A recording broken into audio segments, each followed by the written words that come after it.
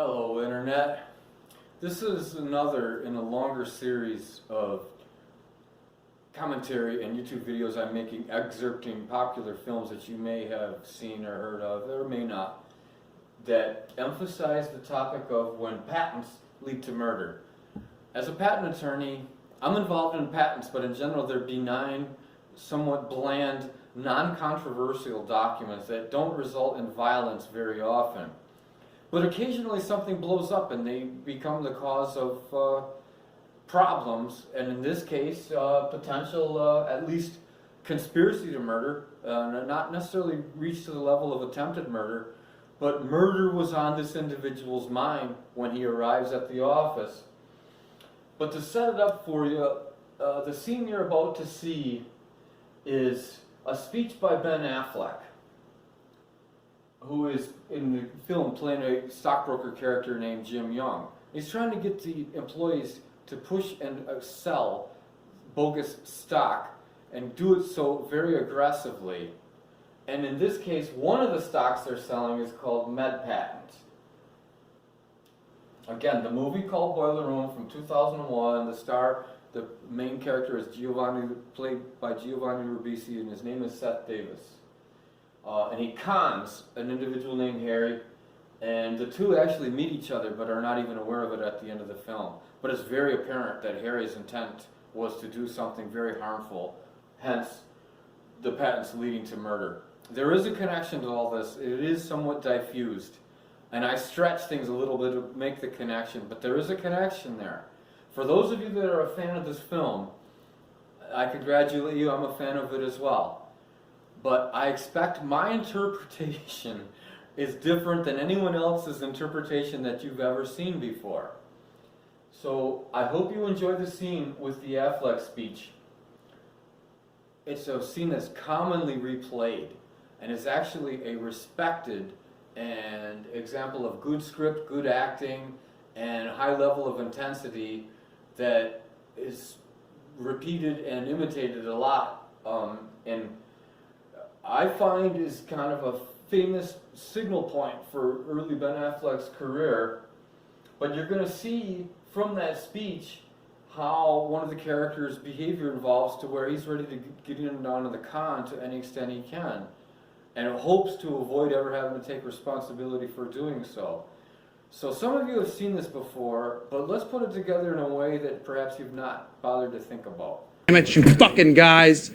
I'm gonna keep this short, okay? You passed your sevens over a month ago. Seth's the only one that's opened the necessary 40 accounts for his team leader. When I was a junior broker, I did it in 26 days, okay? You're not sending out press packets anymore. None of this Debbie the Time Life operator bullshit. So get on the phones, it's time to get to work. Get off your ass! Move around, motion creates emotion. I remember one time I had this guy call me up, wanted to pitch me, right? Wanted to sell me stock. So I let him. I got every fucking rebuttal out of this guy, kept him on the phone for an hour and a half. I'm buying questions, like what's the firm minimum? That's a buying question. Right there, that guy's gotta take me down. It's not like I asked him, what's your 800 number? That's a fuck off question. I was giving him a run, and he blew it. Okay? To a question like, what is the firm minimum? The answer is 0. You don't like the idea, don't pick up a single share. This putz is telling me, 100 shares. Wrong answer, no. You have to be closing all the time and be aggressive, learn how to push. Talk to him. Ask him questions. Ask him rhetorical questions. Doesn't matter, anything. Just get a yes out of him. If you're drowning and I throw you a life jacket, would you grab it? Yes, good. Pick up 200 shares. I won't let you down. Ask them how they'd like to see 30, 40% returns. What are they going to say? No? Fuck you. I don't want to see those returns. Stop laughing. It's not funny. If you can't learn how to close, you better start thinking about another career. And I am deadly serious about that. Dead fucking serious. And have your rebuttals ready. Guy says, call me tomorrow? Bullshit. Somebody tells you that they got money problems about buying 200 shares is lying to you. You know what I say to that? I say, hey, look, man. Tell me you don't like my firm. Tell me you don't like my idea. Tell me you don't like my fucking necktie. But don't tell me you can't put together $2,500. And there is no such thing as a no-sale call. A sale is made on every call you make. Either you sell the client some stock, or he sells you on a reason he can't. Either way, a sale is made. The only question is, who's gonna close, you or him? Be relentless. That's it, I'm done. Look, I have 1,000 more phone calls that I have to make. I have to call every one of my clients and give them the same opportunity. You remember when we first spoke? I told you that this firm only has 6 or 7 great ideas a year? Well, Harry, this is one of those ideas. I remember you saying something about wanting to buy a house, right? Yeah. Well, how'd you like to pay for it tomorrow in cash? You serious? Serious as cancer. Okay, all I have is the 50,000 from our savings account. Seth, you got a call on line 3? Look, Harry, that's my secretary. I have to go. What's it gonna be, Harry? I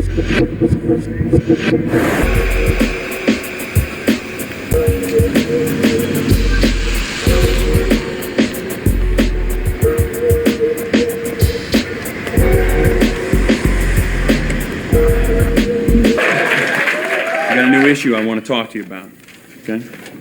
It's called Med Patent. They just designed the world's first retractable syringe. That means that nurses and doctors will never again have to worry about infection from dirty needles.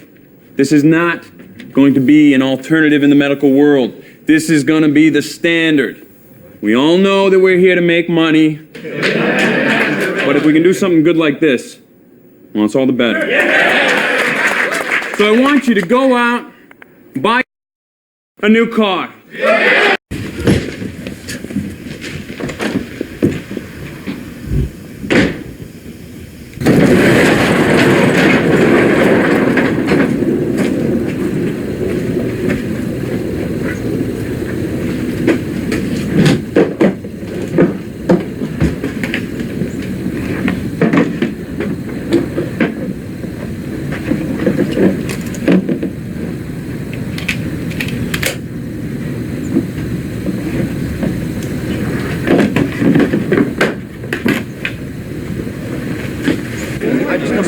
My work ethic was.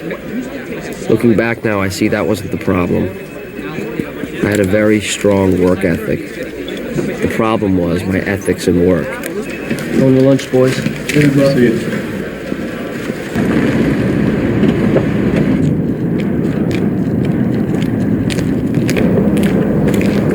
I'm plagued by what ifs these days.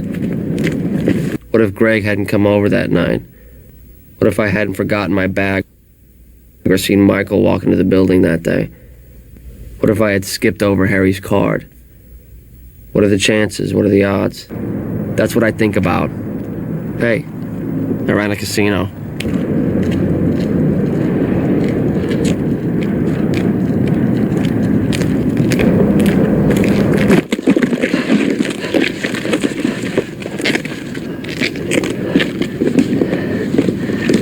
Thank you so much. Yeah, no problem. I never did get Harry his money back. I think about him a lot, though. I hope he bought that house. I wonder what are the chances I'll ever bump into him one day. Hell, I wouldn't even know what he looked like. Thanks for watching. Let me know any other topics you want me to discuss. This YouTube channel is to help you. This is for information. I want to hear from you and I want to know what things are on your mind.